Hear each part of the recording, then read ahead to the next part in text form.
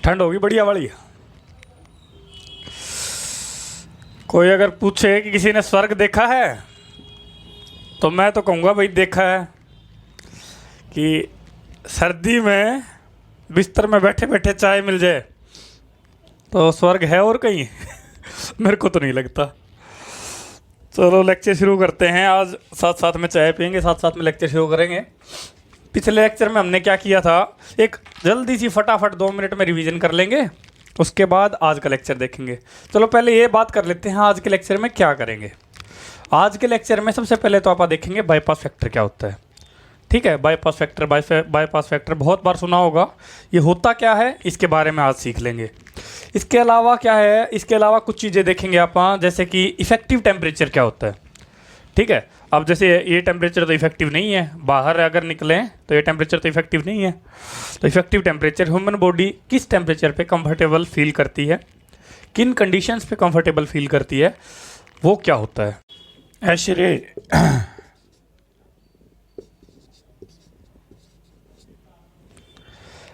ASHRAE American society of heat refrigeration and air conditioning engineers, इसने जो chart develop किया था वो देख लेंगे, और इसके साथ अगर कुछ बचेगा sensible heat factor, grand sensible heat factor, room sensible heat factor, ये सब देख लेंगे। और RAC का थ्योरेटिकली आज एंड है, आज लास्ट चैप्टर है या आज लास्ट लेक्चर है जो गेट के हिसाब से आपको ज़रूरत पड़ेगी देखने की। ठीक है, तो नमस्कार दोस्तों, मेरा नाम है सुमित मलिक और मैं आप सबका वेलकम करता हूं मैकेंची मलिक साहब चैनल पर। यहाँ हम सीखते हैं गेट के बारे में। तो आइए लेक्चर शुरू करते हैं।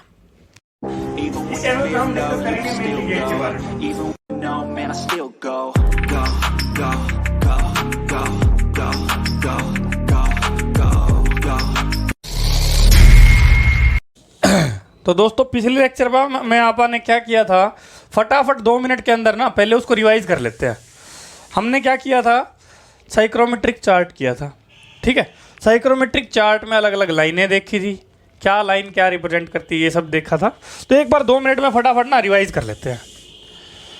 ये हमारा साइक्रोमेट्रिक चार्ट था, कुछ ज़्यादा ही गंदा बन गया, दोबारा बना लेते हैं, कोई बात नहीं।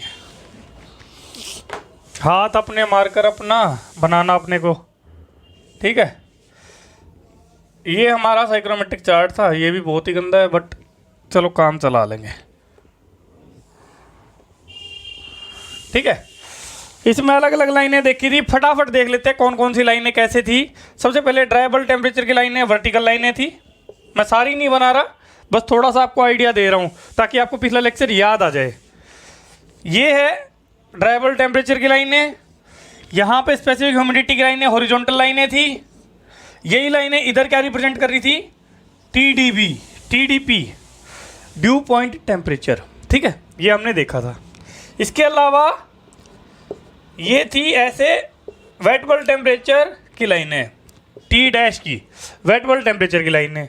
इन्हीं को अगर पीछे एक्सटेंड कर दे रहे थे तो क्या था, ये बन जा रही थी स्पेसिफिक एंथैल्पी की लाइनें, स्पेसिफिक एंथैल्पी की लाइनें। एक और लाइनें थी वो थोड़ी ज़्यादा इंक्लाइंड थी, वो कौन सी थी, स्पेसिफिक वॉल्यूम की लाइनें, मीटर क्यूब पर किलोग्राम की लाइनें, यानी कि स्पेसिफिक वॉल्यूम की लाइनें।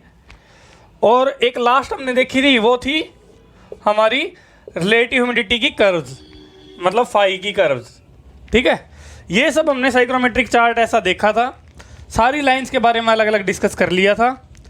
कुछ अगर थोड़ा बहुत इसके बारे में कुछ इंपॉर्टेंट सी चीज़ें देख लेते हैं। वैसे तो हमने कर लिया है सारा, हल्का सा 1-2 चीज़ देख लेते हैं जो हमें रिक्वायरमेंट हो सकती है, जरूरत पड़ जाए। कोई ये बोले मेरे को याद नहीं हो रहा सर, तो इसको करने के बाद आपको याद हो जाएगा। तो ऐसा है, कंसीडर करो कि कोई एक प्रोसेस ले लेते हैं आप। क्या प्रोसेस ले लेते हैं, कंसीडर करो आपको किसी ने एक ये process they the, process 1 to 2। ठीक है, 1 से 2 प्रोसेस हो रही है, तो इसको देख के आप क्या क्या बता सकते हो, क्या क्या चेंज आ रहे हैं। इसको देख के आप क्या क्या बता सकते हो कि क्या क्या चेंज आ रहे हैं। सबसे पहले अगर बात करें, यहाँ से अगर टी डैश की बात कर, टी की बात करें, 7 फैक्टर मैंने बताए थे जिनको आप आइडेंटिफाई करेंगे। T, T dash, T D P, तीनों तो temperature, dry bulb temperature, wait bulb temperature, due point temperature. Relative humidity, specific humidity, relative humidity, specific humidity, enthalpy, और एक सबसे लास्ट क्या बच गया, स्पेसिफिक वॉल्यूम। ठीक है। अगर बात करें यहाँ पे 1 से 2 में टेम्परेचर तो आपको दिख ही रहा है, टेम्परेचर बढ़ रहा है, ड्राई बल्ब टेम्परेचर यहाँ पे थोड़ा कम होगा और यहाँ पे थोड़ा ज़्यादा होगा। तो हमारा ड्राई बल्ब टेम्परेचर हमें पता है इस डायरेक्शन में बढ़ता है, तो ड्राई बल्ब टेम्परेचर अपना बढ़ रहा है। ठीक है जी। दूसरी बात करें, ये वाली लाइनें हमें पता है कहाँ पे क्या रिप्रेजेंट करती हैं, स्पेसिफिक ह्यूमिडिटी। यहाँ पे ऑब्वियसली स्पेसिफिक ह्यूमिडिटी ज़्यादा है और यहाँ पे वैल्यू कम है, तो ऑब्वियसली स्पेसिफिक ह्यूमिडिटी घट रही है ना। स्पेसिफिक ह्यूमिडिटी तो हमारी इस डायरेक्शन में, ऊपर की डायरेक्शन में बढ़ती है, तो ये हमारी कम हो रही है, मतलब स्पेसिफिक ह्यूमिडिटी कहाँ है, ये रहा, स्पेसिफिक ह्यूमिडिटी हमारी कम हो रही है। थर्ड चीज़ क्या है, रिलेटिव ह्यूमिडिटी की बात करें। रिलेटिव ह्यूमिडिटी तो हमारी इस तरफ बढ़ती है, इस तरफ घटती है, तो रिलेटिव ह्यूमिडिटी क्या हो रहा है, घट रही है। नेक्स्ट चीज़ अगर बात करें वेट बल्ब टेम्परेचर, ये वेट बल्ब टेम्परेचर की लाइन है। अब हमें ये तो पता है कि वेट बल्ब टेम्परेचर की लाइनें इंक्लाइंड होती हैं, बट हमें इस लाइन के बारे में तो कुछ नहीं पता ना। हमें ये तो नहीं पता कि ये इसके पैरेलल है, इससे ज़्यादा इंक्लाइंड है या इससे कम इंक्लाइंड है। तो वेट बल्ब टेम्परेचर के बारे में इस टाइम पे हम कुछ नहीं कह सकते। Can't be determined.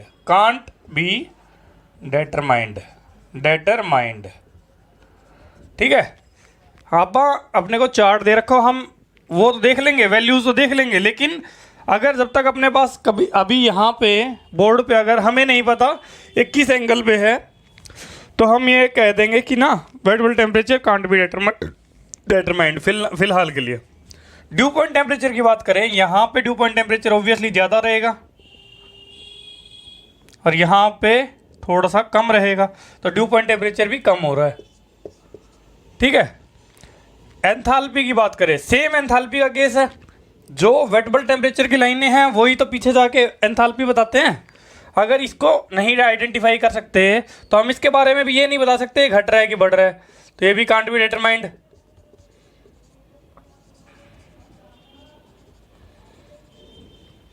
और लास्ट क्या है, स्पेसिफिक वॉल्यूम की लाइन है।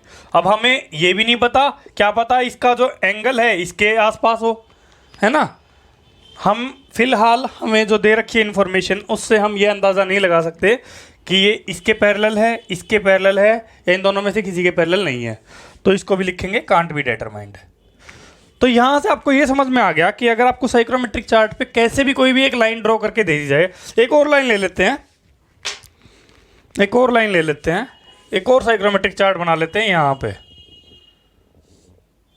ठीक है। कंसीडर करो ये एक और साइक्रोमेट्रिक चार्ट बना लिया हमने, इस पे और देख लेते हैं वही चीज़ें। कंसीडर करो एक मैंने प्रोसेस ले ली, कैसे,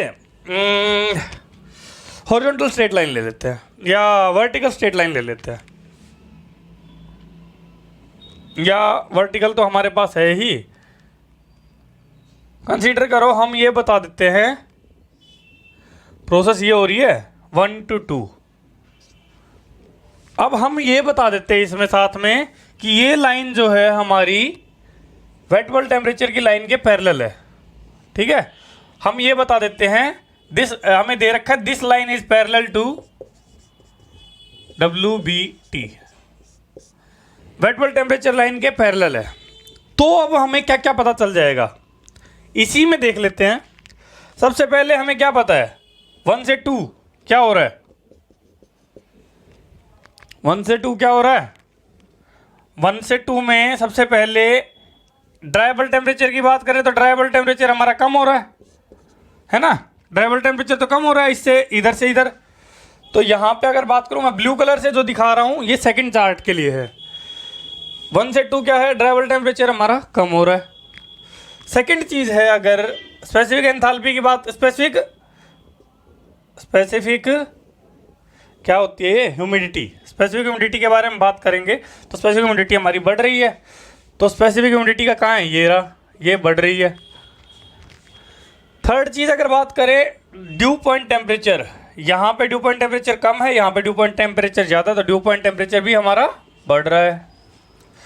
फोर्थ चीज़ की अगर बात करें रिलेटिव ह्यूमिडिटी, यहाँ पे रिलेटिव ह्यूमिडिटी की लाइनें कम, यहाँ पे कम होंगी, यहाँ पे ज़्यादा होंगी। हमें पता है जैसे जैसे सैचुरेशन कर्व के पास जाते हैं रिलेटिव ह्यूमिडिटी की वैल्यू बढ़ती है, तो ये भी हमारी बढ़ रही है। अब बात आ गई वो पिछले 3 फैक्टर की, कौन से। अब हमें क्या पता है कि ये जो लाइन है, मैंने क्या बताया, it is parallel to WBT lines, it is parallel to WBT line. अगर WBT लाइन के पैरेलल है तो मतलब क्या हुआ, इसमें ये तो ना तो बढ़ेगा ना घटेगा, क्योंकि सेम कांस्टेंट लाइन होगी ना, ये एक ही टेम्परेचर देगी ये लाइन, तो एक ही टेम्परेचर देगी, तो आपको इसको कांट बी डिटरमाइंड नहीं लिखेंगे। अब क्या लिखेंगे, कांट बी डिटरमाइंड ना लिख के इसको आप लिख देंगे कांस्टेंट। और सेम केस इसके लिए हो जाएगा, अगर वो कांस्टेंट है तो ये भी कांस्टेंट ही हो जाएगा, कांस्टेंट। ठीक है। अब कुछ लोग बोलेंगे सर 2 के लिए तो हमने लिख दिया, इसके लिए तो फिर भी कांट बी डिटरमाइंड रहेगा। क्यों रहेगा भाई कांट बी डिटरमाइंड, हमें ये तो पता है ना कि इसका जो एंगल है और इन लाइनों का एंगल जो है वो अलग होता है, और इन जो हमारी स्पेसिफिक वॉल्यूम की लाइनें हैं वो लाइनें ज़्यादा इंक्लाइंड रहती हैं। तो ऑब्वियसली हमें क्या पता है कि वो, और हमने एक चीज़ बात करी थी, नॉर्थ ईस्ट डायरेक्शन में सारी चीज़ें बढ़ती हैं ये, तो हमें ये पता है कि यहाँ पे जो वैल्यू होगी ये कुछ ज़्यादा रहेगी, ये थोड़ी कम रहेगी, और इधर वाली वैल्यूज़ और भी कम रहेंगी। तो यहाँ पे जो वैल्यू है वो रहेगी किसी, मान लो फॉर एग्जांपल कंसीडर करते हैं 0.97 के आसपास है या 0.097 है, जो भी वैल्यू है वो देख लेना। ये जो वैल्यू है इसके कॉरस्पॉन्डिंग है, इधर जो वैल्यू चलेगी वो तो कम ही रहेगी, तो 2 पॉइंट के कॉरस्पॉन्डिंग जो वैल्यू आएगी वो इससे ऑब्वियसली कम रहेगी, तो ये वैल्यू डिक्रीज होगी। तो ये हमें कंफर्म पता है। तो अब कोई ये नहीं बोलेगा कि ये इस प्रोसेस के अंदर हमें ये नहीं पता कि ड्राइवल टेम्परेचर, एंथैल्पी और स्पेसिफिक वॉल्यूम पे क्या फ़र्क पड़ रहा है। ठीक है जी, आई थिंक आपको क्लियर होगा, इतना बताना काफ़ी है। अब एक बात देखते हैं, ऐसी प्रोसेस जिसमें हमारी वेट बल्ब टेम्परेचर की लाइनें या हमारी जो भी ये लाइन है 1 to 2, ये वेट बल्ब टेम्परेचर की लाइनों के पैरेलल रहती है, इन प्रोसेस को क्या बोलते हैं।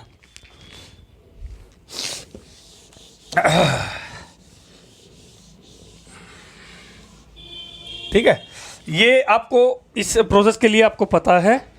ठीक है, ऐसी प्रोसेस, इसमें ह्यूमिडिटी तो बढ़ रही है, ठीक है, और एडियाबैटिक बोल सकते हैं क्या इसको, टेम्परेचर सॉरी एंथैल्पी हमारी क्या है, कांस्टेंट, और थर्मोडायनेमिक्स में हम पढ़ते हैं एंथैल्पी कांस्टेंट वाली प्रोसेस को क्या बोलते हैं, एडियाबैटिक। जिस प्रोसेस में एंथैल्पी में कोई चेंज ना हो उसे क्या बोलते हैं, एडियाबैटिक। तो ऐसे तो आइसेंथैल्पिक बोलते हैं, लेकिन हमारे इस केस में हीट का इंटरेक्शन केवल यहीं पे है। तो यहाँ पे ऐसी प्रोसेसेस को साइक्रोमेट्रिक चार्ट के अंदर क्या बोला जाता है, एडियाबैटिक और केमिकल ह्यूमिडिफिकेशन। क्या बोलते हैं, एडियाबैटिक और केमिकल ह्यूमिडिफिकेशन। और यही प्रोसेस अगर मान लो यहाँ से बढ़ते बढ़ते यहाँ मिल जाए, मतलब पॉइंट नंबर 3 पे मैं बात कर रहा हूँ, सैचुरेशन कर्व पे पहुँच जाए, तो क्या हो जाएगा, हमारी जो एयर है वो सैचुरेट हो जाएगी, तो सैचुरेटेड एयर बन जाएगी। तो इस प्रोसेस को क्या बोलेंगे, एडियाबैटिक ह्यूमिडिफिकेशन ना बोल के एडियाबैटिक सैचुरेशन बोल देंगे। क्या बोल देंगे, एडियाबैटिक और केमिकल सैचुरेशन। बहुत इंपॉर्टेंट पॉइंट है, याद रखना इसको। ठीक है, चाय तो ठंडी होगी। चलो आगे बात करते हैं। मेरे हिसाब से ये क्लियर होगा आपको।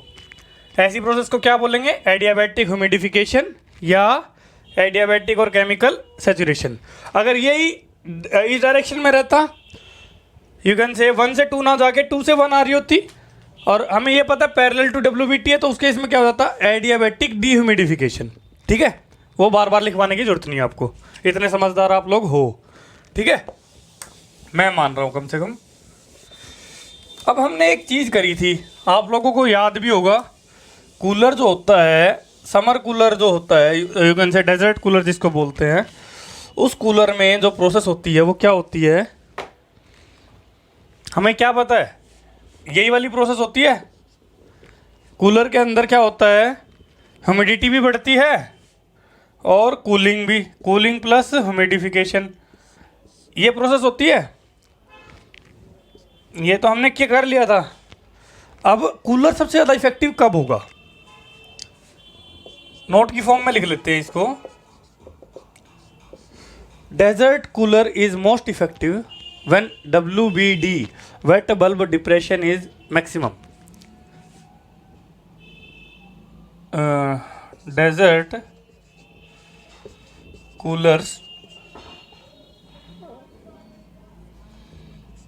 coolers are most effective when WBD, या फिर इसको लिख लेते हैं wait bulb depression is maximum. ठीक है, ये नोट बहुत इंपॉर्टेंट है, कई बार क्वेश्चन आ जाता है डायरेक्ट। क्वेश्चन क्या आएगा कि इनमें से, मतलब क्वेश्चन स्टेटमेंट फॉर्म में आ जाएगा कि वेट बल्ब डिप्रेशन के ऊपर, या फिर ऐसा क्वेश्चन आ जाएगा कि डेजर्ट कूलर सबसे ज़्यादा इफेक्टिव कब होते हैं। ऑप्शन आ जाएंगे, वेट बल्ब टेम्परेचर मिनिमम है, वेट बल्ब टेम्परेचर मैक्सिमम है, does not depend on wait bulb depression, sorry wait bulb depression maximum है, वेट बल्ब टेम्परेचर मैक्सिमम है, या वेट बल्ब डिप्रेशन मिनिमम है, और लास्ट ऑप्शन दे देंगे does not depend on wait bulb depression. ठीक है, तो इस टाइप से बना सकते हैं क्वेश्चन। आपको ये चीज़ याद रखनी है, कई बार क्वेश्चन आ चुका है इसीलिए बताया गया।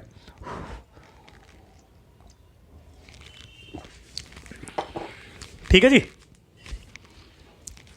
तो ये तो हो गया पिछले लेक्चर का जो हमारा कुछ बचा था। और एक और चीज़ है ADP, आप लोगों ने पढ़ा तो होगा ADP, एग्जाम में भी लिख के आए होगे, लेकिन ये नहीं पता होगा ADP होता क्या, ऑपरेटर्स ड्यू पॉइंट। जिसको पता है बहुत अच्छी बात है, ऐसा नहीं कह रहा मैं किसी को नहीं पता, कुछ लोगों को पता भी होगा। क्या ADP, ऑपरेटर्स ड्यू पॉइंट। ठीक है,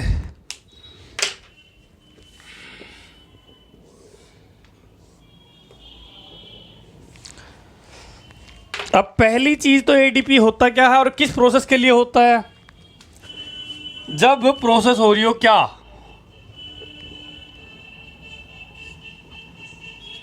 ये प्रोसेस कैसी है, इसको देख के पता लगा सकते हो।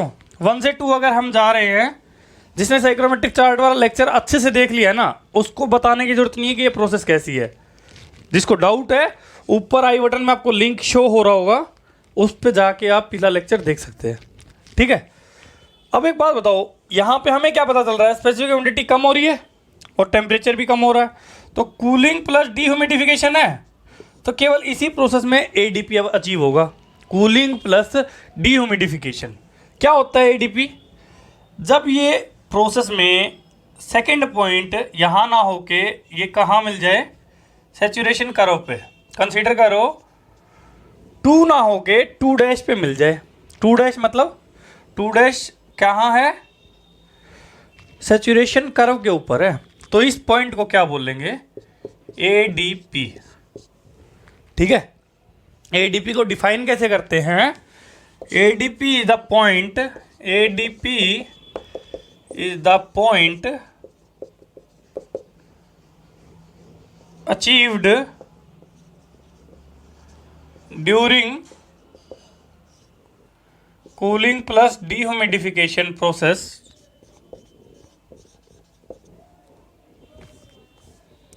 when it reaches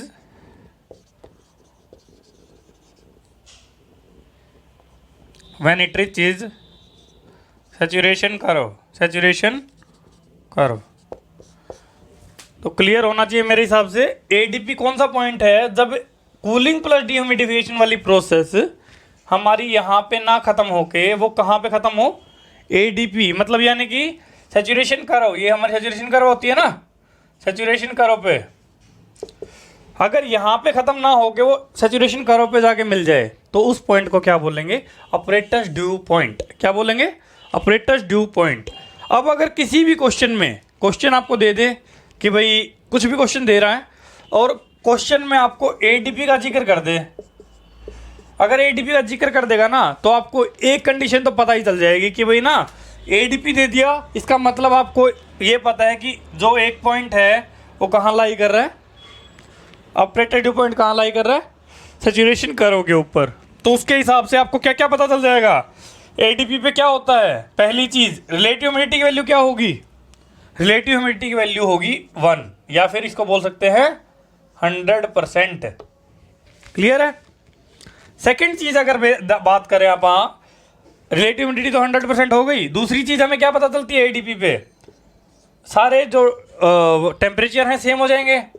dry bulb temperature equal to wet bulb temperature equal to dew point temperature.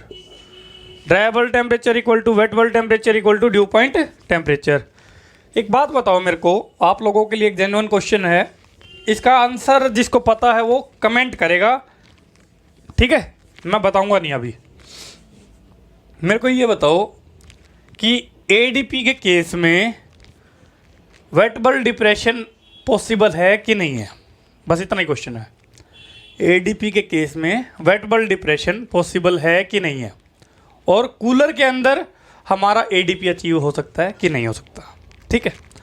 ये को जिसको पता है अच्छी बात है, आंसर कमेंट कीजिए, मैं वेट करूंगा आपके आंसर का, ठीक है। जिसका आंसर सही है उसको 2 रुपये का इनाम मिलेगा, ठीक है। ये मिटा देते हैं अभी। एडीपी आई होप आपको क्लियर होगा। ऑपरेटर्स ड्यू पॉइंट बोलते हैं इसको, पूरा मैंने फुल फॉर्म नहीं लिखी है शायद कहीं पे। Operators due point, operator due point, ADP मतलब ऑपरेटर्स ड्यू पॉइंट, ठीक है, ऑपरेटर्स ड्यू पॉइंट। तो ये आपका एडीपी है, यहाँ तक आपने देख लिया। इसको मैं मिटा रहा हूँ अभी।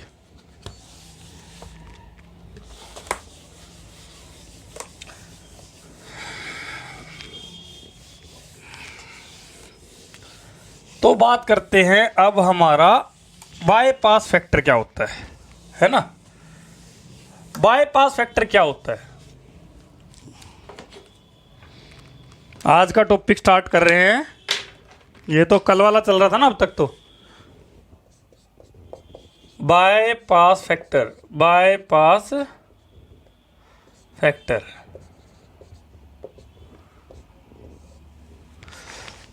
अब एक बात मानो,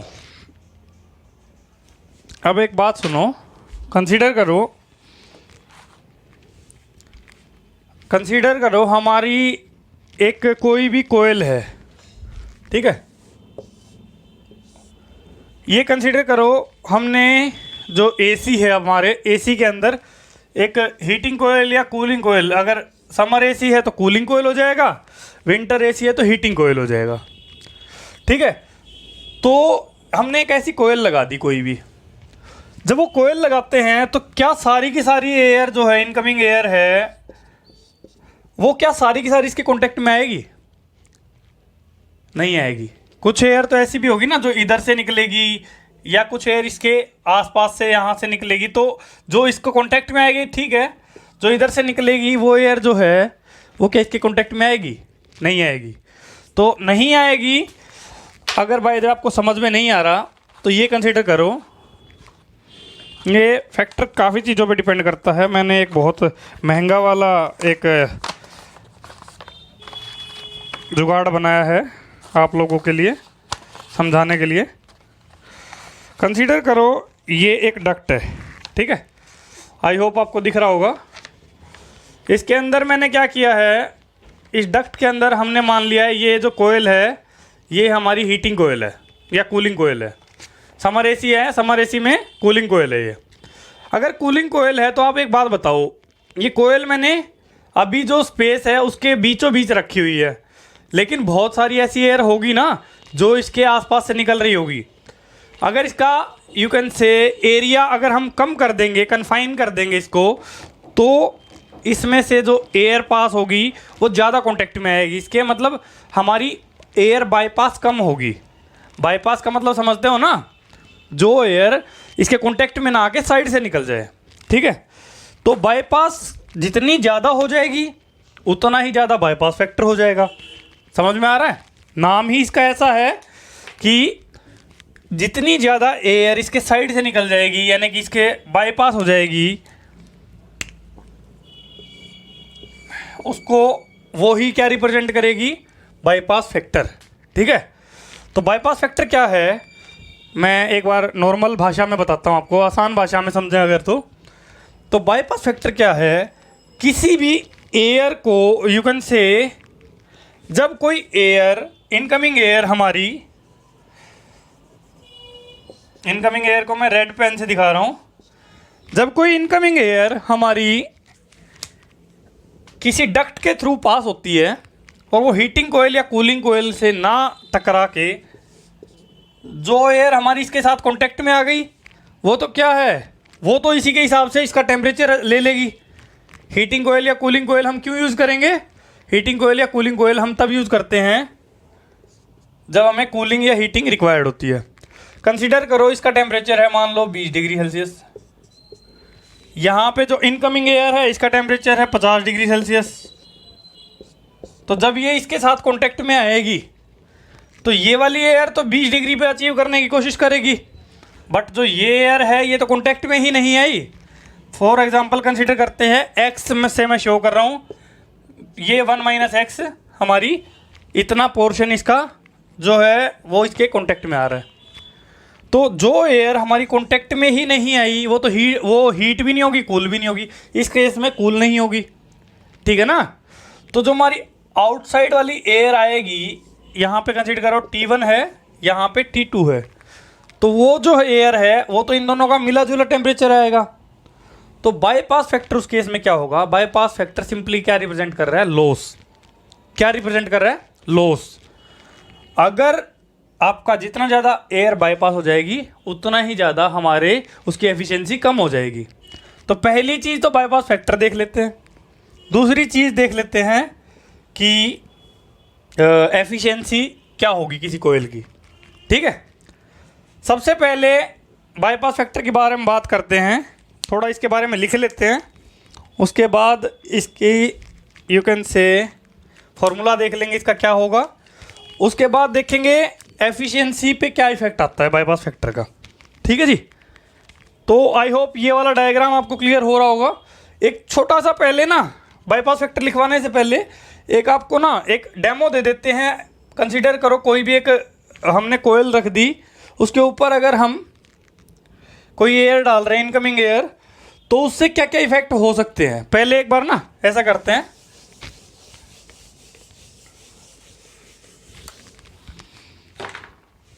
ऐसा है, हम ये मान रहे हैं कि ये हमारी एक, इसको हम ग्रीन से ना ये दिखाएं, हम दिखा देते हैं रेड से।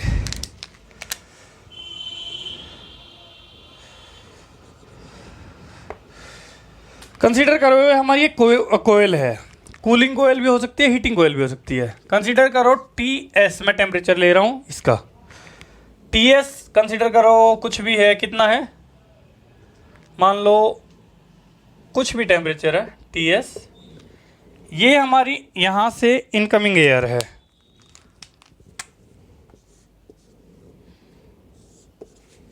ठीक है। इनकमिंग एयर का टेम्परेचर मैं मान रहा हूँ T1, ठीक है। अब आप एक केस मान लेते हैं कि T1 जो है ये तो वैल्यू कितनी है 50 डिग्री सेल्सियस, ठीक है। 50 ना मान के हम इसको क्या करते हैं 30 डिग्री सेल्सियस मान लेते हैं, 30 डिग्री सेल्सियस मान लेते हैं। और वेट बल्ब टेम्परेचर मान लेते हैं हम कितना, या ड्यू पॉइंट टेम्परेचर इसका कितना मान लेते हैं 20 डिग्री सेल्सियस। ठीक है, इससे हमारा सारा काम पर्पज सोल्व हो जाएगा। ये हमारा 30 डिग्री सेल्सियस है, ये 20 डिग्री सेल्सियस है। Due point temperature, wait bulb temperature in दोनों के बीच में ही रहेगा। तो अभी बात कर रहे हैं अनसैचुरेटेड एयर की बात कर रहे हैं। अगर हम इस केस में बात करें तो टीएस के टेम्परेचर से क्या क्या फ़र्क पड़ सकता है हमारी इनकमिंग एयर पे। तो पहले क्या है, टीएस का टेम्परेचर की आप अलग अलग कंडीशन यहाँ लिख लेंगे, और उससे जो आउटसाइड यू कैन से एयर होगी, जो आउट गोइंग एयर T2 पे क्या क्या इफेक्ट पड़ेगा T2, या फिर हम आउट गोइंग एयर लिख लेते हैं,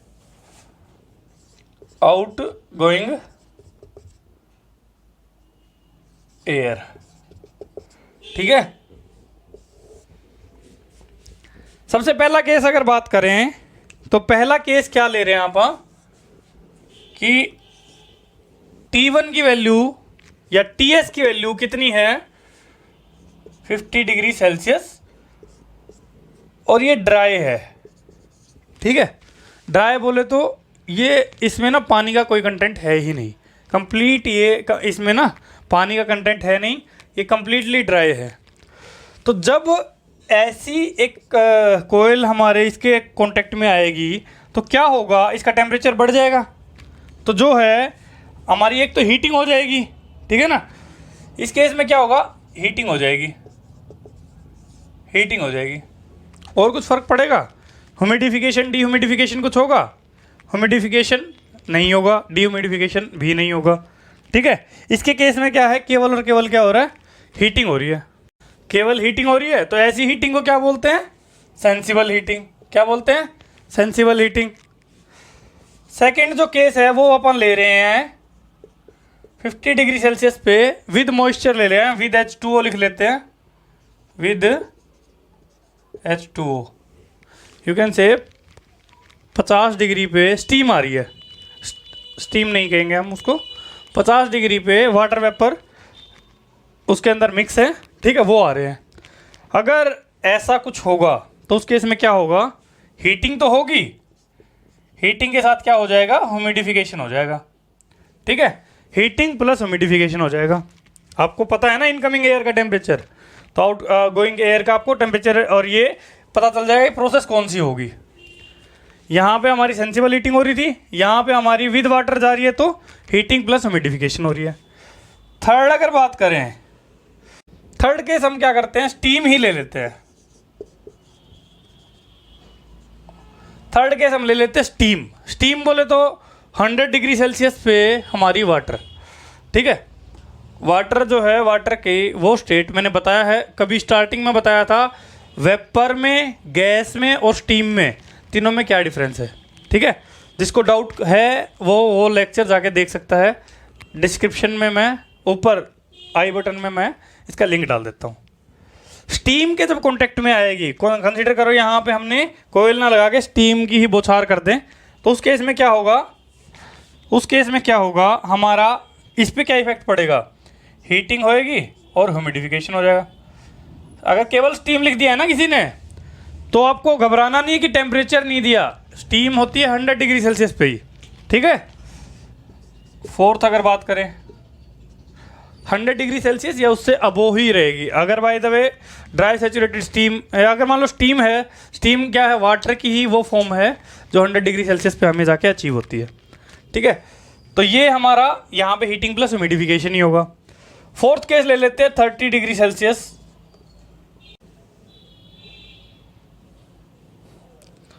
फोर्थ केस ले लेते हैं, इन दोनों के बीच का टेम्परेचर ले लेते हैं 25 डिग्री सेल्सियस। ठीक है, 25 डिग्री सेल्सियस बोले मतलब 25 डिग्री सेल्सियस पे क्या होगा, इससे टेम्परेचर कम है तो मतलब कूलिंग होएगी। ह्यूमिडिफिकेशन पे कोई फ़र्क पड़ रहा है, हमने बिल्कुल ड्राई ली है तो हमारा सेंसिबल कूलिंग हो जाएगी। ठीक है, और लास्ट केस आपको समझ में आ जाएगा मैंने ड्यू पॉइंट टेम्परेचर क्यों लिखा है यहाँ पे। लास्ट केस कंसीडर करो, मैं ले रहा हूँ 20 डिग्री सेल्सियस। ये जो कोयल है मैंने 20 डिग्री सेल्सियस पे ले ली, उससे क्या फ़र्क पड़ेगा, 20 डिग्री सेल्सियस पे क्या होगा, जब हमें क्या पता है 20 डिग्री सेल्सियस क्या है इसका ड्यू पॉइंट टेम्परेचर है, तो हमारी जो ये है कंडेंसेशन हो जाएगा, इसका क्या हो जाएगा कंडेंसेशन हो जाएगा। कंडेंसेशन हो जाएगा मतलब इसकी क्या हो जाएगा ह्यूमिडिटी कम हो जाएगी, यहाँ तो इसके ऊपर कंडेंस हो जाएगी 20 डिग्री सेल्सियस, या मैं 20 की बजाय 15 भी ले लूँ तो आपको बिल्कुल अच्छे से क्लियर हो जाएगा। 15 डिग्री सेल्सियस ले लिया मैंने अगर, तो 15 डिग्री सेल्सियस पे क्या होगा यहाँ पे सारी ये कंडेंस होनी शुरू हो जाएगी। कंडेंस हो जाएगा तो मतलब क्या हो जाएगा सेंसिबल कूलिंग नहीं, इसको कूलिंग प्लस डीह्यूमिडिफिकेशन बोल देंगे। क्या बोलेंगे कूलिंग प्लस डीह्यूमिडिफिकेशन। तो आई होप ये आपको क्लियर हो गया होगा। अब बात करते हैं बाईपास फैक्टर की, इसको नोट कर लेना, ठीक है। अब बात करते हैं बाईपास फैक्टर की। टाइम क्या हो गया रे,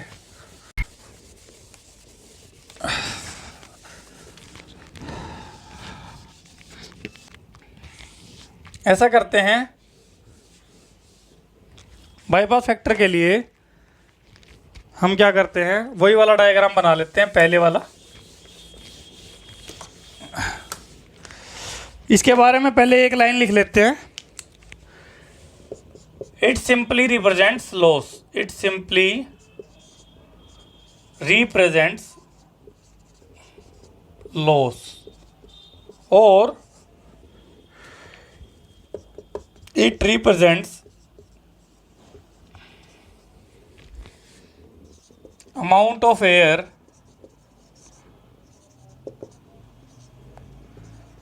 which do not come in contact with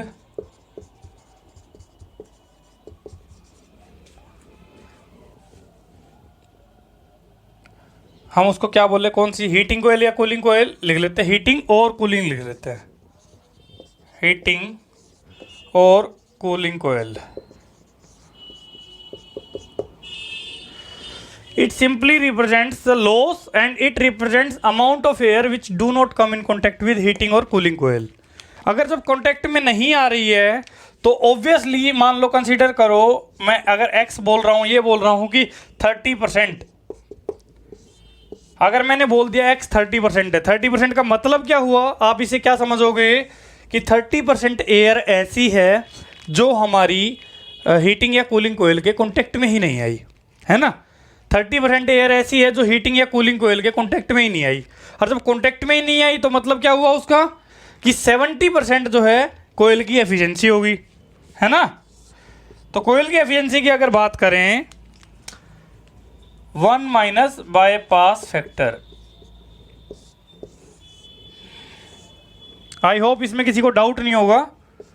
क्या है कि अगर किसी कोयल पे यू कैन से 30% एयर ऐसी है जो पास नहीं हुई उस कोयल के थ्रू, वो क्या हुआ साइड से निकल गई, बाईपास हो गई, तो 70% एयर ही तो है जो उसके कॉन्टैक्ट में आई, और जो एयर उसके कॉन्टैक्ट में आएगी वही तो जाके कूल या हीट होगी, तो ऐसी एयर जो है वो एफिशिएंसी बताएगी, ठीक है। तो आप एफिशिएंसी की अगर बात करें किसी कोयल की, यानी यहाँ पे कोयल लिख लेते हैं, एफिशिएंसी ऑफ कोयल जो है, कोयल एफिशिएंसी कैसे निकालेंगे, it will be equal to 1 minus bypass factor, 1 minus bypass factor, ठीक है। इसको नोट कर लीजिए आप लोग, ठीक है, मिटा रहा हूं मैं इसको।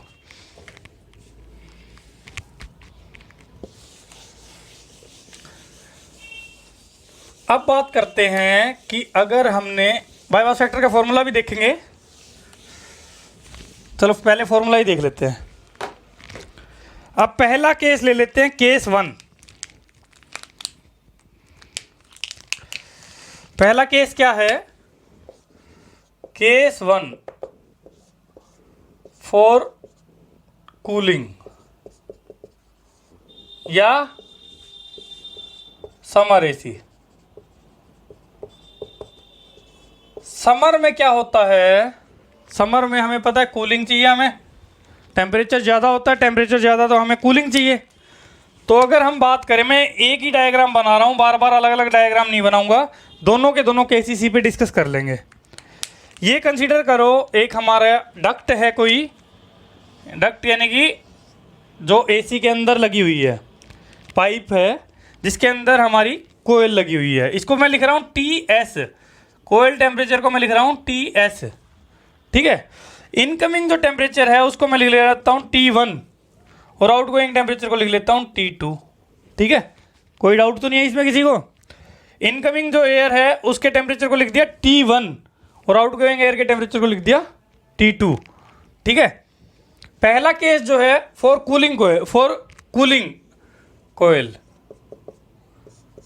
कोयल लगा लो कि कूलिंग कोयल के केस में क्या होगा, यानी कि हमारा Ts की वैल्यू क्या होगी पहले केस में, Ts will be less than T1, तभी तो कूल करेगा। बाहर की जो एयर आ रही है उसका टेम्परेचर ज़्यादा है और अंदर वाली एयर का टेम्परेचर यू कैन से इस कोयल का टेम्परेचर जो है वो कम है। तो उस केस में हमारा बाईपास फैक्टर क्या होगा, आपको डायरेक्टली समझ में आ रहा है। बाईपास फैक्टर आप कैसे निकालोगे, जितना लॉस हो गया वो तो बाहर आएगा नहीं। तो कंसीडर करो, मैं एक टेम्परेचर की वैल्यू लिखता हूँ, उससे आपको क्लियर हो जाएगा। मान लो हमारी बाहर की जो एयर है वो ज़्यादा है, ज़्यादा टेम्परेचर पे, मान लो 50 डिग्री सेल्सियस पे, बिल्कुल अच्छे वाली गर्मी पड़ रही है, 50 डिग्री सेल्सियस पे है। कोयल का टेम्परेचर है हमें चाहिए रूम में कितना अचीव करवाना, हमें 20 या 30 अचीव करवाना है। तो कंसीडर करो कोयल का टेम्परेचर मैं ले रहा हूँ 22 डिग्री सेल्सियस, ठीक है ना, 22 डिग्री सेल्सियस। तो आउटसाइड एयर का 22 तो नहीं होगा डेफिनेटली, क्या होगा, आउटसाइड एयर का टेम्परेचर क्या होगा, 22 से तो थोड़ा ज़्यादा होगा लेकिन इससे कम होगा, क्योंकि जो एयर इसके कॉन्टैक्ट में आएगी उसका तो 22 हो जाएगा, जो एयर बाईपास हो जाएगी उसका 22 नहीं हो पाएगा।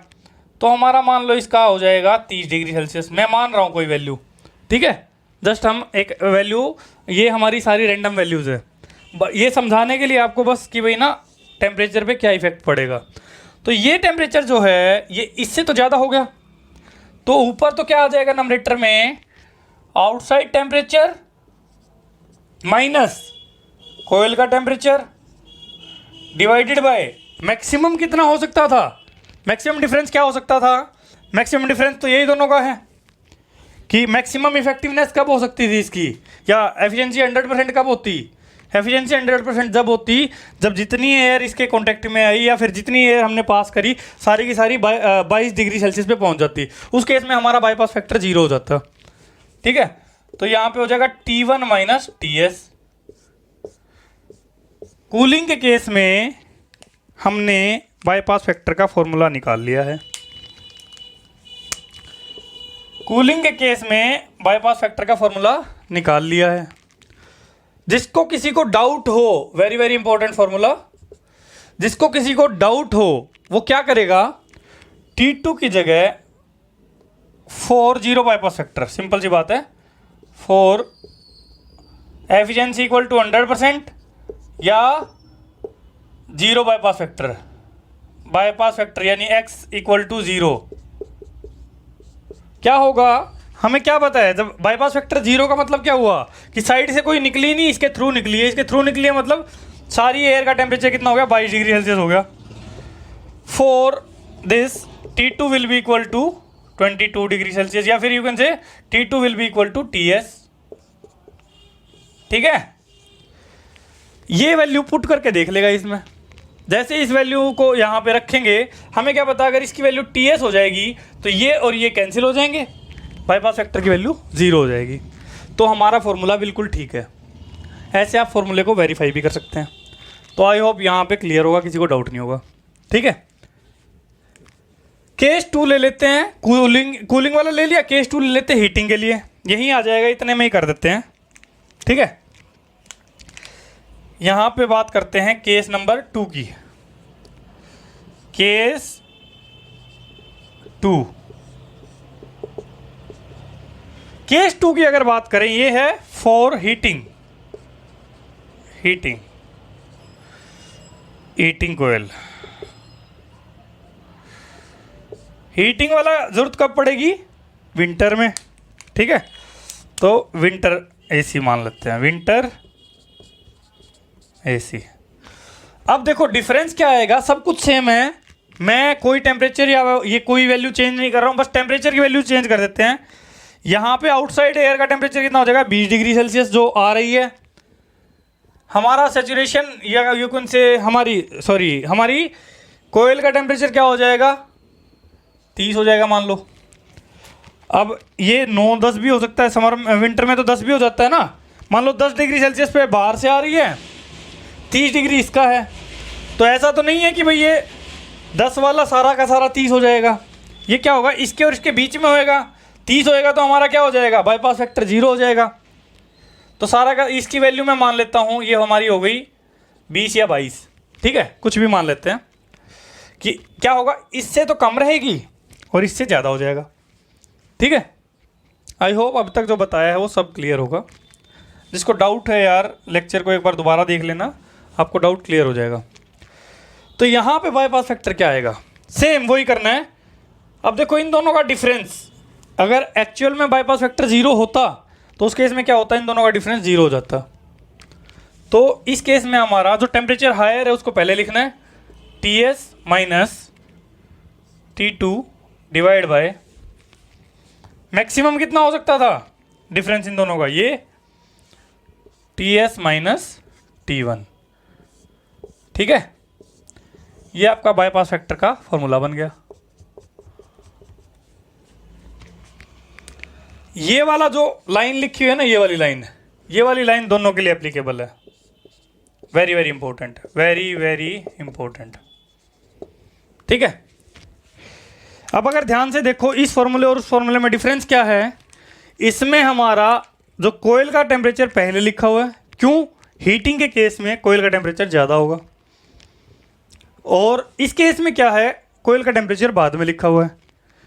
नीचे वाला अगर फैक्टर देखें, फैक्टर सेम है, बट क्या है, इसमें हमारा जो हायर में से लोअर घट रहा है, इसमें भी हायर में से लोअर घट रहा है। इस केस में हमारा कोयल का टेम्परेचर ज़्यादा, इनकमिंग एयर का कम है। इस केस में इनकमिंग एयर का ज़्यादा है, कोयल का कम है, ठीक है। बिल्कुल सेम है। अगर फॉर्मूले को आप दोनों ऊपर से भी माइनस ले लें, नीचे से भी माइनस ले लें, फॉर्मूला बिल्कुल सेम है। तो फॉर्मूले में कोई चेंज नहीं आया है, पर डिफरेंस क्या आ गया, हमारा देखने का नज़रिया बदल गया। यहाँ पे अगर हम T2 को Ts के इक्वल ले लेंगे तो हमारा बाईपास फैक्टर की वैल्यू 0 हो जाएगी। तो ये आपके बाईपास फैक्टर के दोनों फॉर्मूले हो गए, इसको आप एक बार नोट कर लीजिए, ठीक है। आगे बढ़ते हैं।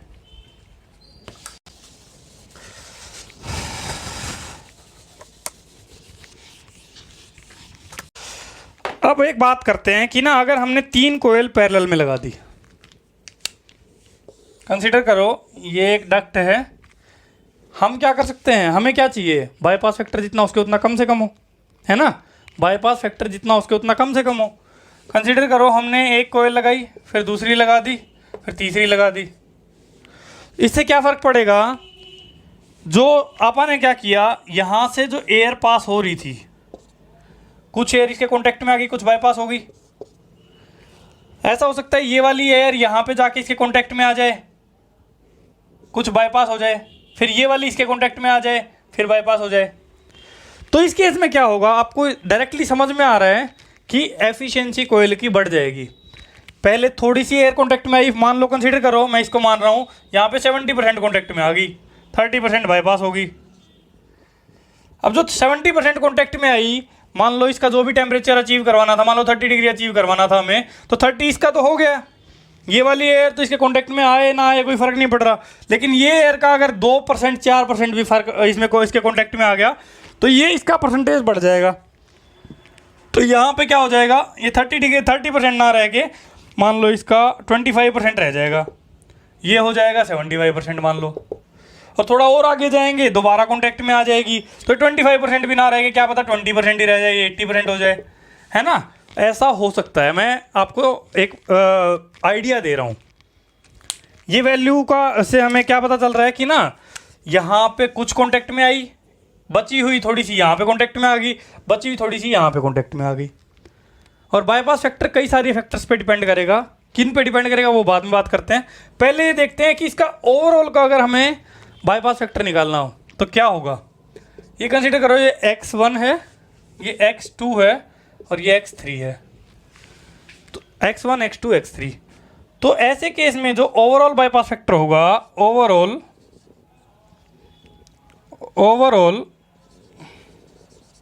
बाईपास फैक्टर जो होगा वो क्या होगा, x1 into x2 into x3।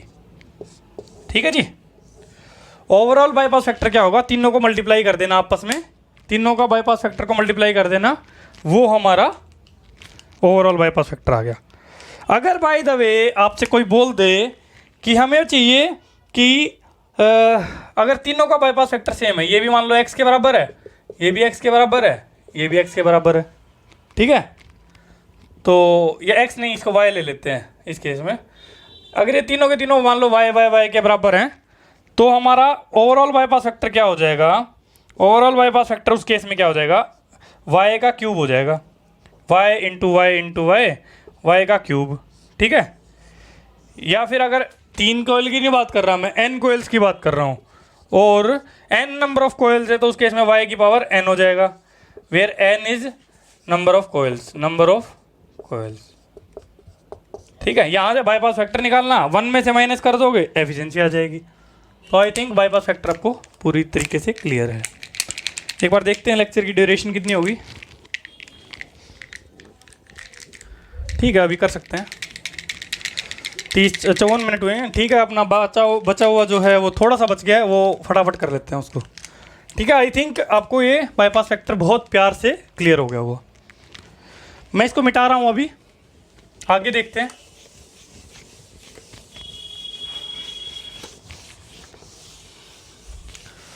बहुत इंपॉर्टेंट टॉपिक था बाईपास फैक्टर, ये हमारा क्लियर हो गया। एक चीज देख लेते हैं, सेंसिबल हीट फैक्टर। क्या सेंसिबल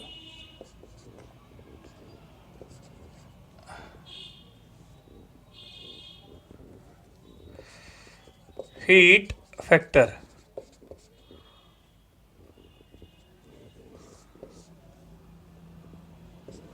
सेंसिबल हीट फैक्टर इसको SHF भी लिखते हैं, SHF sensible heat factor. Consider करो एक प्रोसेस है, कोई भी 1 से 2 हम कोई भी प्रोसेस ले रहे हैं, ये कोई प्रोसेस है, ठीक है, 1 2।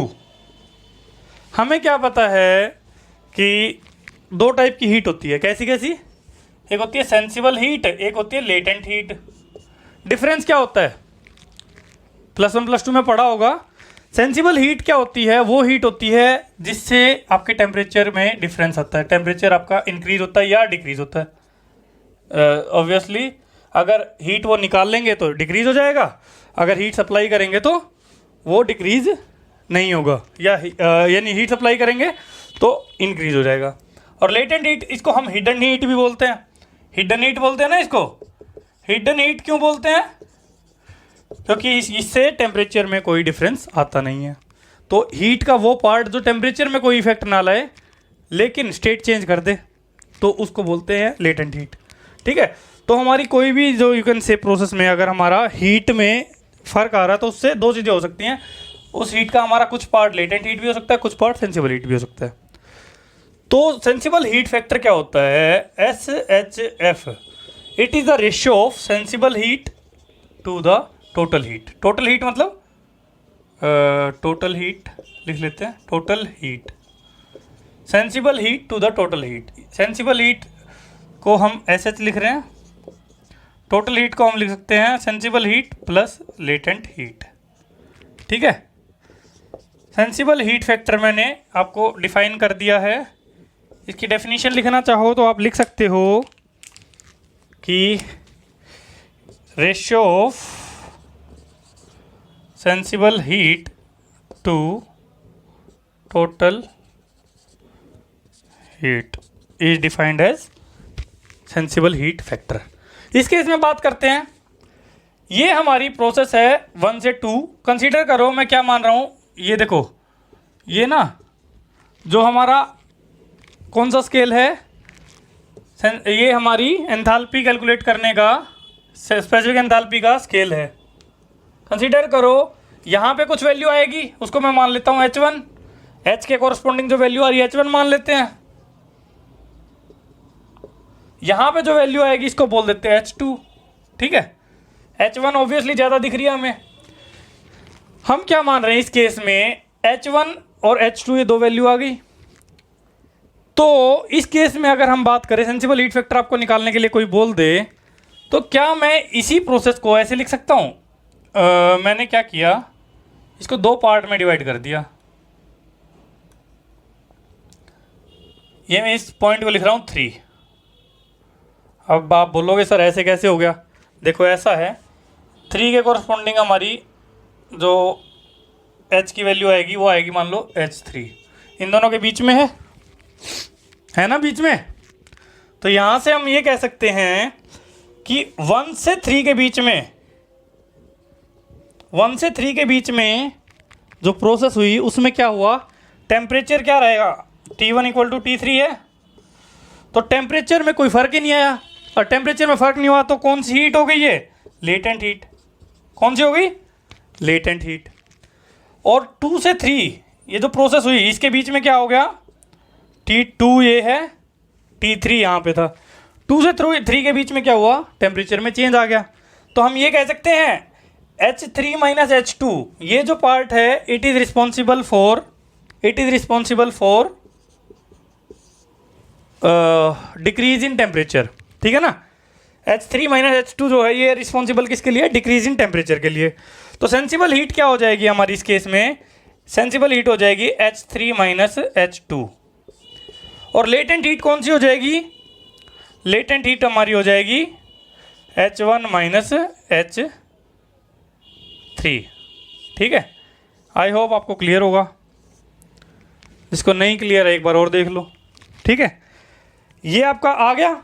यहाँ से हम बात करें अगर सेंसिबल हीट फैक्टर ये क्या आ जाएगा, डायरेक्टली क्या आ जाएगा, हम बात कर सकते हैं सेंसिबल हीट यानी कि H3 minus H2 divided by total heat. Total heat हम बात कर रहे हैं 1 से 2 के बीच में, तो H1 माइनस H2। आप ऐसे भी लिख सकते हो, इसको और इसको सम करके भी लिख सकते हो। उसमें हमारा H3 से H3 कैंसिल हो जाएगा, H1 माइनस H2 ही बचेगा। तो ये हमारा हो गया सेंसिबल हीट फैक्टर। ठीक है जी। दो और होते हैं, room sensible heat factor, grand sensible heat factor, उनको अभी देखेंगे थोड़ी देर में। ये आपको आई होप क्लियर होगा। सेंसिबल हीट फैक्टर क्या है? Sensible heat divided by total heat. ठीक है, तो यहाँ से हम इसको समझ सकते हैं। ये हमारी इसकी डेफिनेशन हो गई, डेफिनेशन भी लिखवा दिया मैंने और आपको फॉर्मूला भी लिखवा दिया। ठीक है, आई होप आपको क्लियर होगा। मिटा रहा हूँ मैं इसको।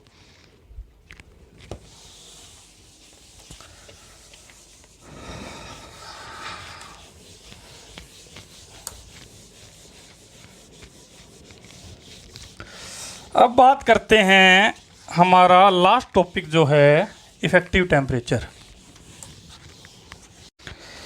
इफेक्टिव टेम्परेचर के बारे में बात करने से पहले कुछ जगह का मैं आपको नोट करवा देता हूं। सेंसिबल हीट फैक्टर SHF ये क्या है? सेंसिबल हीट फैक्टर है कुछ जगहों का, जैसे कि for example private office and, देखो पहला है प्राइवेट ऑफिस और रेजिडेंस। ठीक है, रेजिडेंस और प्राइवेट ऑफिस के केस में कितना रहेगा? 0.9। सेकंड अगर बात करें बिजी ऑफिस एंड रेस्टोरेंट की बात करें, रेस्टोरेंट वहाँ पे होगा 0.8। थर्ड अगर बात करें हमारा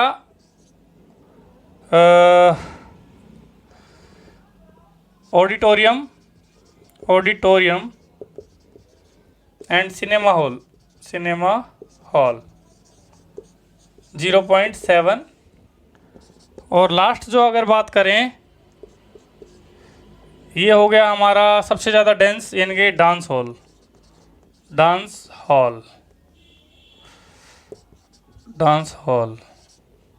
0.6। ये जो वैल्यू है ये कुछ जो प्लेसेस हैं उनकी सेंसिबल हीट फैक्टर की वैल्यू है। कभी कभार डायरेक्ट फैक्ट बेस्ड क्वेश्चन आ जाता है तो उसमें आपको हेल्प करेगी ये। ठीक है, अब लास्ट टॉपिक बात करते हैं हमारा इफेक्टिव टेम्परेचर।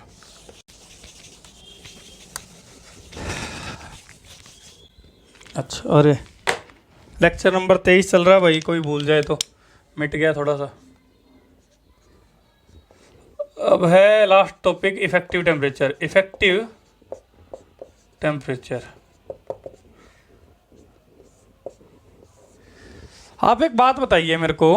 अच्छा है, एक चीज़ मैंने बताई नहीं, साइक्रोमेट्रिक चार्ट में हमें मिनिमम, या आप खुद बताइएगा, हमें मिनिमम कितने फैक्टर चाहिए होते हैं, या डिग्री ऑफ फ्रीडम सेंसिबल इसका साइक्रोमेट्रिक चार्ट का कितना होता है? साइक्रोमेट्रिक चार्ट का वैसे तो डिग्री ऑफ फ्रीडम होता है 3। आपको नोट करना हो या निकालना हो साइक्रोमेट्रिक चार्ट का नहीं, यू कैन से हमारी मॉइस्ट एयर का जो डिग्री ऑफ फ्रीडम है वो 3 होता है। कैसे? हमें क्या पता है, P + F = C+2 gives formula, ठीक है, C+2, P + F = C+2। ये जो है हमारा यहाँ पे फेज़ कौन कौन सा है, फेज़ सारा एक ही है, सारा का सारा गैसियस फेज़ में है। तो हमारा ये जो डिग्री ऑफ फ्रीडम है वो कैलकुलेट करना है। 2 कंपोजिशन है, कौन कौन सी, एयर है और वाटर है, तो 2 कंपोजिशन है +2। तो यहाँ से हमारा डिग्री ऑफ फ्रीडम अगर निकाल लेंगे तो डिग्री ऑफ फ्रीडम आ जाएगा 3। तो डिग्री ऑफ फ्रीडम तो 3 आता है, बट हमें 2 ही चीज़ों का पता चलते ही, फॉर एग्जांपल यहाँ पे हम बात करते हैं क्या, स्पेसिफिक ह्यूमिडिटी, यहाँ पे हम बात करते हैं क्या, टेम्परेचर। 2 चीज़ों का पता चलता है, हमें एक कंडीशन का पता चलता है। ऐसा क्यों होता है? इसका रीज़न क्या है? ये जो चार्ट है हमारा 1 एटमॉस्फेयर पे ड्रॉ किया जाता है, 1 एटमॉस्फेरिक प्रेशर पे ड्रॉ किया जाता है। तो प्रेशर जो एक कंपोनेंट है, यानी कि डिग्री ऑफ फ्रीडम में क्या है, जितने मिनिमम कंपोनेंट हमें रिक्वायर्ड हैं उसको डिफाइन करने के लिए, स्टेट को डिफाइन करने के लिए एक जो कंपोनेंट है वो हमने फिक्स कर दिया, प्रेशर हमने फिक्स कर दिया। और प्रेशर फिक्स करते ही हमारे 2 ही कंपोनेंट बचे, कौन कौन सा, एक बचा यू कैन से यहाँ पे कोई भी 2 कंपोनेंट मिलते ही हमें उसकी पोजीशन पता चल जाती है, ठीक है। तो ये आपका, अगर किसी को डाउट हो तो वो क्लियर करने के लिए मैंने बताया है, ठीक है। मॉइस्ट एयर का डिग्री ऑफ फ्रीडम 3 होता है, क्वेश्चन आ जाता है, ठीक है। एक बार गेट में भी शायद आया था, गेट में भी आया था, अगर आएगा वो देख लेंगे, डिस्कस करेंगे उसको। इफेक्टिव टेम्परेचर की बात करें, इफेक्टिव टेम्परेचर क्या होता है? आप एक बात बताओ मेरे को कि अगर मैं आपको बोलूं कि ना आप कब कंफर्टेबल फील करेंगे, अगर मैं ये बोल दूं कि यार टेम्परेचर कर देते हैं 20-25 के बीच में, लेकिन ह्यूमिडिटी बढ़ा देते हैं 80-90, क्या आप कंफर्टेबल फील करेंगे? आपको चिपचिपी सेंसेशन होने लग जाएगी। अगर सेम केस हम एक बार और कर लेते हैं कि हम क्या करते हैं, रिलेटिव ह्यूमिडिटी जो है वो घटा के कर देते हैं 30%, जो हमारी सर्दियों में नॉर्मली हो जाती है। हमारे को ड्राई सेंसेशन होने लग जाती है, ठीक है। तो ड्राई सेंसेशन होने लग जाती है तो हमारी रिलेटिव ह्यूमिडिटी की वैल्यू कम हो गई। रिलेटिव ह्यूमिडिटी अगर कम हो गई तो क्या हम उस टाइम पे भी कंफर्टेबल फील करते हैं? नहीं। हमें क्या चाहिए, दोनों चीज़ें हमारे कंफर्ट जोन के हिसाब से चाहिए, मतलब हमारा टेम्परेचर भी हमारे लिए कंफर्टेबल हो और उसके केस में रिलेटिव ह्यूमिडिटी भी कंफर्टेबल हो। दोनों चीज़ें जब हमारे कंफर्ट कंडीशन के हिसाब से होंगी तब हम डिफाइन करते हैं कोई टेम्परेचर हमारे लिए इफेक्टिव टेम्परेचर है या नहीं है। अगर हम टेम्परेचर बहुत ज़्यादा बढ़ा देंगे या टेम्परेचर बहुत ज़्यादा कम कर देंगे, वो भी हमारे लिए कंफर्टेबल नहीं होगा। तो कंफर्ट कंडीशन के अकॉर्डिंग इफेक्टिव टेम्परेचर को डिफाइन किया जाता है। डेफिनेशन इसकी क्या है, लिख लेते हैं। इफेक्टिव टेम्परेचर क्या है? It is the temperature of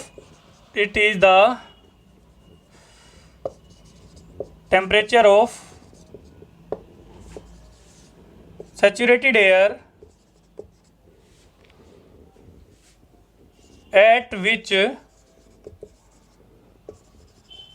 human being will feel same level of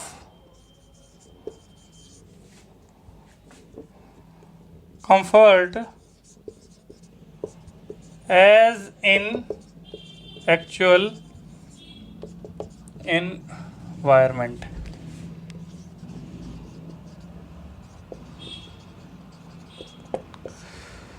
It is the temperature of saturated air at which human being will feel same level of comfort as in actual environment.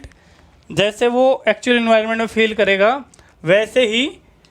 और यहाँ पे comfort conditions, you can से comfort condition या effective temperature को define एक चीज़ केवल temperature नहीं करती, क्या क्या डिफाइन करता है? It considers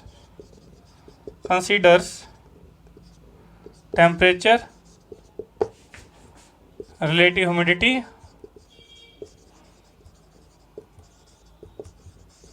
and air velocity.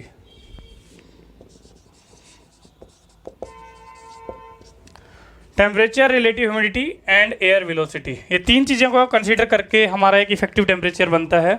तो इफेक्टिव टेम्परेचर हमारा क्या है? वो टेम्परेचर जिस पे human being will feel same level of comfort as in actual environment. ये हमारा इफेक्टिव टेम्परेचर है। किस किस चीज़ पे डिपेंड करता है? कुछ फैक्टर्स हैं, उनके बारे में लिख लेते हैं वन बाय वन। फैक्टर्स के बारे में लिखते हैं वन बाय वन। सबसे पहला जो है वो क्या है?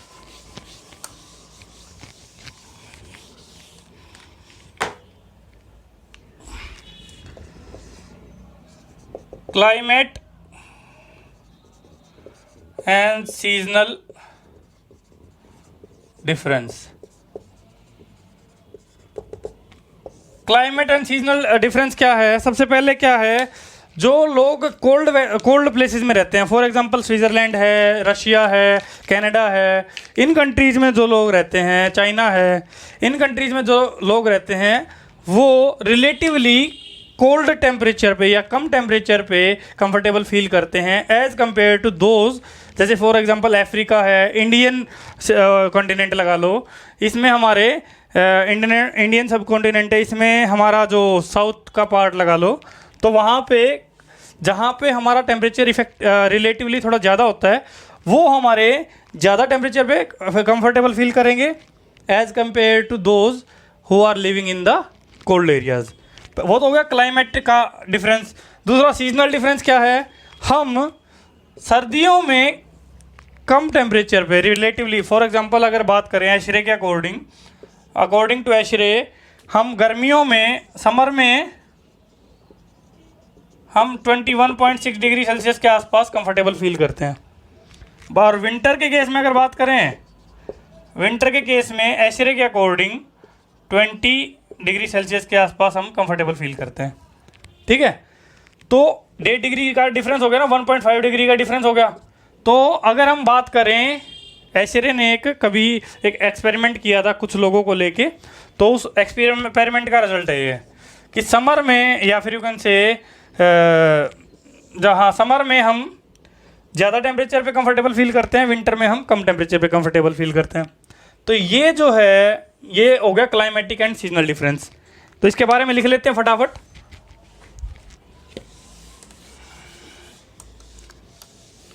लिख लेते हैं इसको। People living in cold areas, people living in cold areas feel more comfortable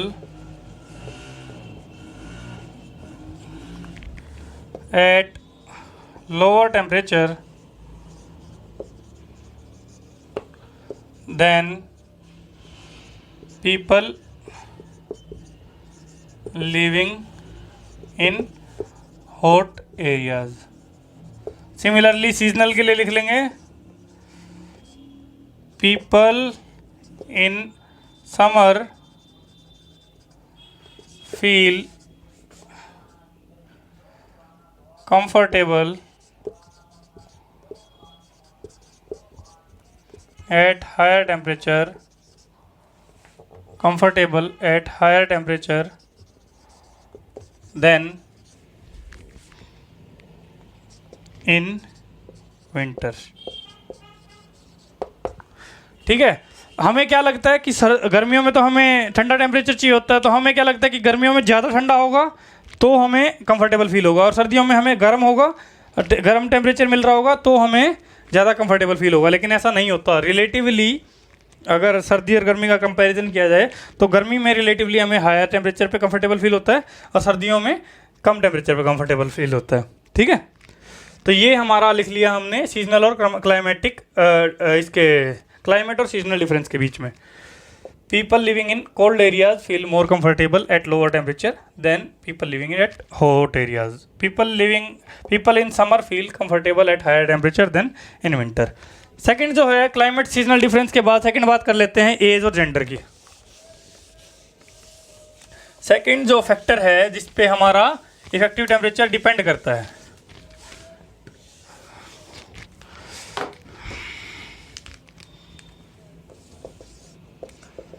as and gender.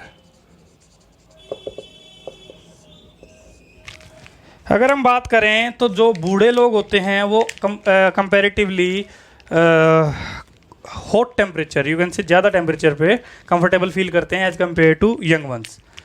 जो हमारे यंग जनरेशन होती है वो हमारे कम टेम्परेचर पे कंफर्टेबल फील करती है, बट जो ओल्ड जो हमारे आसपास के लोग रहेंगे वो हमारे ज़्यादा टेम्परेचर पे कंफर्टेबल फील करते हैं as compare to young ones. और जेंडर की बात करें तो मेल जो है कंपैरेटिवली कम टेम्परेचर पे कंफर्टेबल फील करते हैं, फीमेल को approximately 24 degree celsius, you can say to be specific.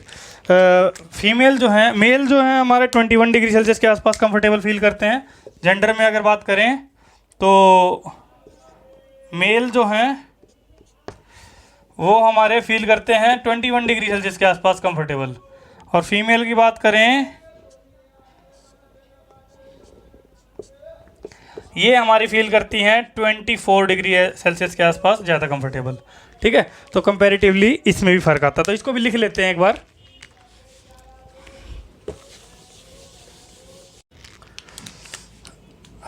इसके बारे में लिखेंगे तो क्या लिखेंगे कि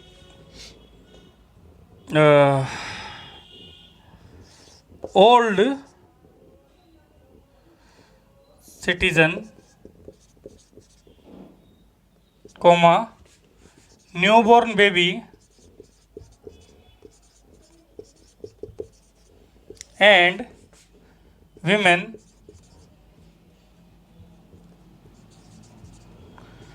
feel more comfortable at slightly higher temperature than young male citizens। Bracket में डाल दो 2 to 3 डिग्री सेल्सियस हायर। ठीक है, old citizen, newborn baby, women feel more comfortable at slightly higher temperature than young male citizens. ठीक है, या children भी लिख सकते हैं यहाँ पे ना, चिल्ड्रन भी लिख सकते हो, चिल्ड्रन। ठीक है, थर्ड जो केस है, थर्ड है यू कैन से, थर्ड है किस टाइप की एक्टिविटी रहती है। थर्ड फैक्टर जो है वो है किस टाइप की एक्टिविटी। फॉर एग्जांपल जो स्पोर्ट्स पर्सन होगा, जो खेलते कूदते रहते हैं, उनको स्लाइटली कोल्ड टेम्परेचर चाहिए होता है, और जो एक्टिव कम रहते हैं, ऑफिस वाले बंदे होते हैं, उनको स्लाइटली ज़्यादा टेम्परेचर चाहिए होता है। यू कैन से kind of activity, kind of activity. आप डायरेक्टली इसको समझना चाहो तो ऐसे समझ सकते हो, एक्टिविटी जितनी ज़्यादा होगी, एक्टिविटी मोर, एक्टिविटी ज़्यादा होगी तो टेम्परेचर हमें कम चाहिए होगा, कंफर्टेबल टेम्परेचर। ठीक है, एक्टिविटी लेस होगी, टेम्परेचर ज़्यादा चाहिए होगा। ठीक है, दोनों बिल्कुल अपोजिट रहेंगे, तो इसको लिख लेते हैं एक बार। If a person is employed in activities like production factory,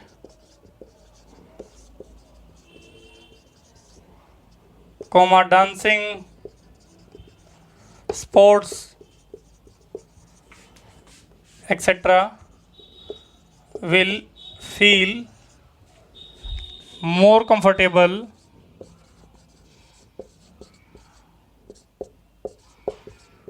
at slightly lower temperature than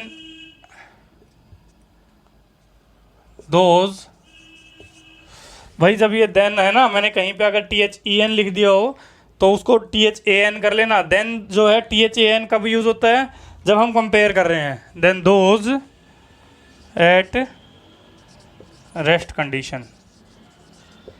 for example office वाले वो बंदे हैं जिनका ज़्यादा कोई एक्टिविटी नहीं होती, तो उनको कंपैरेटिवली थोड़ा हायर टेम्परेचर चाहिएगा। जो भागते दौड़ते रहते हैं उनको थोड़ा कम टेम्परेचर चाहिए होगा। और लास्ट फैक्टर की बात करें तो लास्ट फैक्टर होता है density of occupants.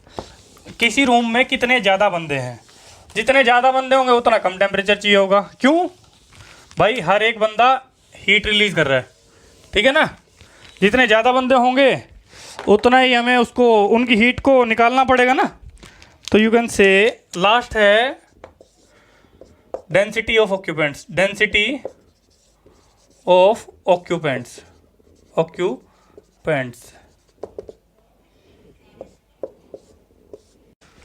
Density of occupants. Density of occupants का मतलब क्या है कि जितना ज़्यादा डेंस एरिया ऑक्यूपाइड होगा उतना ही हमें यू कैन से उतना ही हमें कम टेम्परेचर चाहिए होगा। डेंसिटी जैसे जैसे बढ़ेगी वैसे वैसे इफेक्टिव टेम्परेचर हमारा कम रिक्वायर्ड होगा। डेंसिटी ऑफ ऑक्यूपेंट्स मतलब फॉर एग्जांपल सिनेमा हॉल है, या फॉर एग्जांपल ऑडिटोरियम है, या हमारा एक ऐसा ऑफिस है जो कंजेस्टेड है जिसमें बहुत ज़्यादा लोग रह रहे हैं, तो ऐसे एरिया में हमें टेम्परेचर रिलेटिवली कम चाहिएगा। ठीक है, तो इसको लिख लेते हैं। और जो कैसे, जैसे एक रूम है, बहुत बड़ा रूम है, उसमें 3 या 4 या फिर घर लगा लो किसी का, उसमें हमें रिलेटिवली हायर टेम्परेचर चाहिए होगा, comfortable. Highly densely occupied space need comparatively